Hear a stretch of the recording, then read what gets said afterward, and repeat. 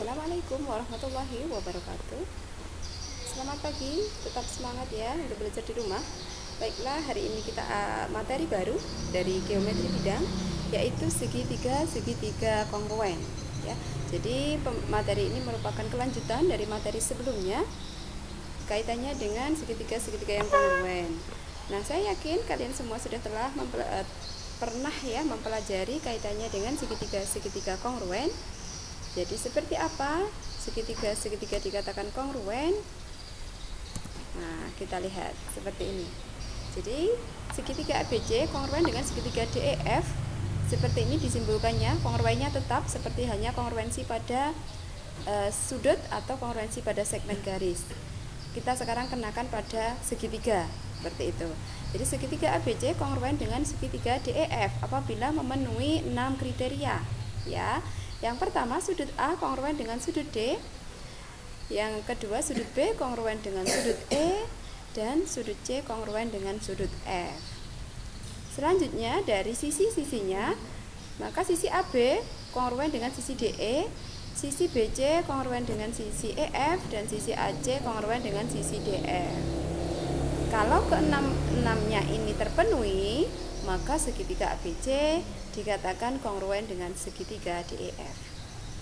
Nah, dalam kongruensi dua segitiga, kita mengenal adanya bagian-bagian yang berkorespondensi atau disebut juga dengan bagian-bagian yang bersesuaian dari dua segitiga kongruen. Ya. Jadi dari dua segitiga ini, bagian-bagian yang berkorespondensi adalah A berkorespondensi dengan D, titik A berkorespondensi dengan titik D, titik B berkorespondensi dengan titik E, artinya B bersesuaian dengan E, dan C berkorespondensi dengan F. Jadi C itu bersesuaian dengan F. Jadi kalau membacanya diurutkan segitiganya A, B, C, yang satunya adalah D, E, F. Itu nanti bagian-bagian yang bersesuaian akan urut. Ya, seperti itu. Nah, dari situ kita dapat definisikan dua segitiga adalah kongruen apabila bagian-bagian dari segitiga pertama kongruen dengan bagian-bagian yang berkorespondensi dengan segitiga kedua. Ya. Jadi dua segitiga itu kalau kongruen, kalau kita himpitkan maka akan saling menutupi satu sama lain, ya. Jadi daerah di segitiga pertama akan tertutupi sepenuhnya oleh daerah pada segitiga yang kedua. Kemudian dari gambar ini dapat kita tentukan bagian-bagian yang berkorespondensi. Tentu saja Anda dapat menyebutkan ini segitiganya tidak ditempatkan secara apa ya istilahnya.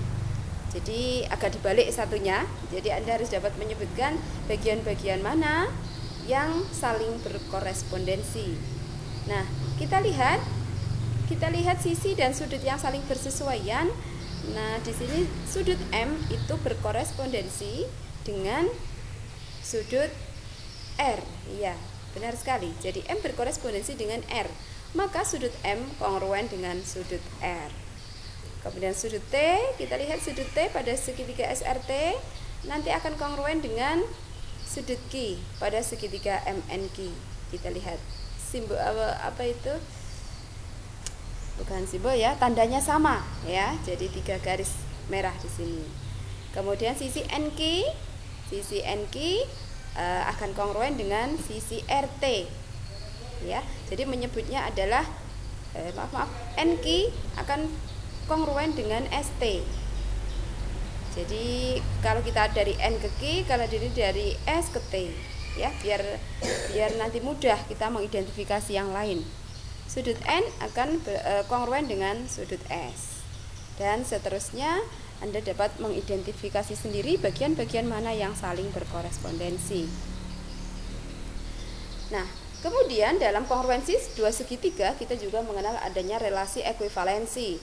Nah, relasi ekuivalensi yang sebelumnya kita kenal itu adalah relasi ekuivalensi pada sudut dan juga pada segmen garis. Nah, ini kita turunkan juga pada kongruensi segitiga. Ya, yang pertama segitiga ABC kongruen dengan dirinya sendiri. Segitiga ABC kongruen dengan segitiga ABC itu sendiri. Disebut sebagai sifat refleksif Kemudian jika segitiga ABC kongruen dengan segitiga DEF, maka sebaliknya segitiga DEF kongruen dengan segitiga ABC. Jadi sifat simetris. Dan yang ketiga, jika segitiga ABC kongruen dengan segitiga DEF dan segitiga DEF kongruen dengan segitiga GHI, maka segitiga ABC kongruen dengan segitiga GHI, ya. Jadi sifat transitif pada kongruensi segitiga. Kemudian bagaimana kita mengkonstruksi sebuah segitiga?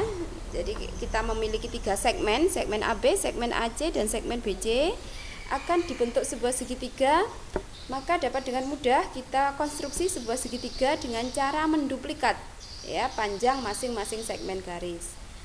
Yang pertama kita duplikat AB dulu, kemudian dari AB setelah kita duplikat AC dengan menghimpunkan pusat jangka di titik A sepanjang AC, ya.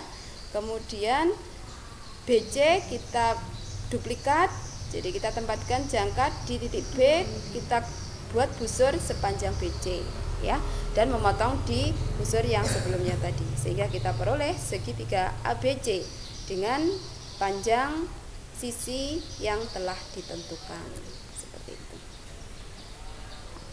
Nah, untuk membuktikan bahwa dua buah segitiga itu adalah kongruen, jadi kalau berdasarkan definisi ada 6 syarat yang harus dipenuhi. Kita ingat dari yang pertama tadi, ya. Jadi dua segitiga itu kongruen, berdasarkan definisinya ada 6 hal yang harus dipenuhi. Maka apabila kita nanti diminta untuk menunjukkan bahwa dua segitiga kongruen, kita tidak perlu menunjukkan ke-6-6-nya itu terdapat dalam dua segitiga tersebut, ya, tetapi kita memiliki postulat. Yang pertama adalah postulat sisi, ya, atau disingkat dengan SSS. Jika 3 sisi suatu segitiga kongruen dengan 3 sisi dari segitiga kedua, maka segitiga tersebut adalah kongruen. Ya, ini penggunaannya. Jadi seperti ini penggunaannya. Segmen AB dan CD bisektor, saling bisektor satu sama lain di titik M. Artinya AB itu membagi 2 segmen CD di titik M. Sebaliknya CD membagi 2 AB sama panjang di titik M. Kemudian segmen AC kongruen dengan segmen DB. Buktikan bahwa segitiga AMC kongruen dengan segitiga BMD. Ya. Nah, yang diketahui segmen AB dan CD bisektor satu sama lain di titik M, ya. Di sini bisektor itu memberikan makna bahwa AB membagi 2 CD di titik M sama panjang. Berarti sisi AM kongruen dengan MP, kemudian CM kongruen dengan MD. Definisi bisektor. Kemudian segmen AC kongruen dengan segmen DB itu diketahui, maka dapat disimpulkan segitiga AMC kongruen dengan segitiga BMD. Postulat sisi. Tuh penggunaannya.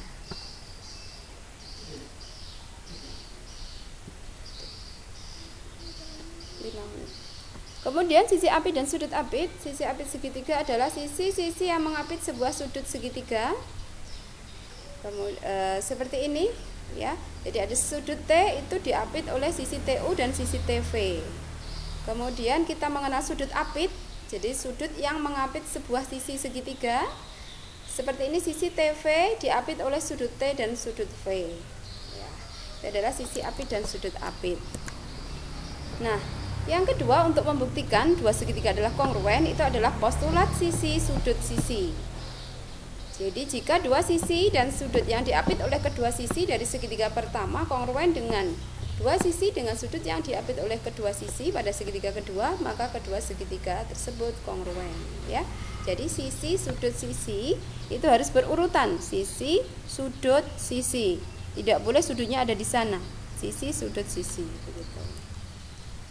Kemudian identitas itu sama hanya dengan sifat refleksif pada kongruensi. Ini penggunaannya nanti dipelajari sendiri, ya. Kemudian postulat yang berikutnya sudut sisi sudut. Ini untuk menunjukkan kongruensi dua segitiga menggunakan sudut sisi sudut. Jadi jika dua sudut dan sisi apit dari kedua sudut dari segitiga pertama kongruen dengan dua sudut dan sisi apit oleh kedua sudut dari segitiga yang kedua, maka kedua segitiga ini adalah kongruen. Ini dipelajari sendiri contohnya. Dan ini teorema sudut-sudut sisi.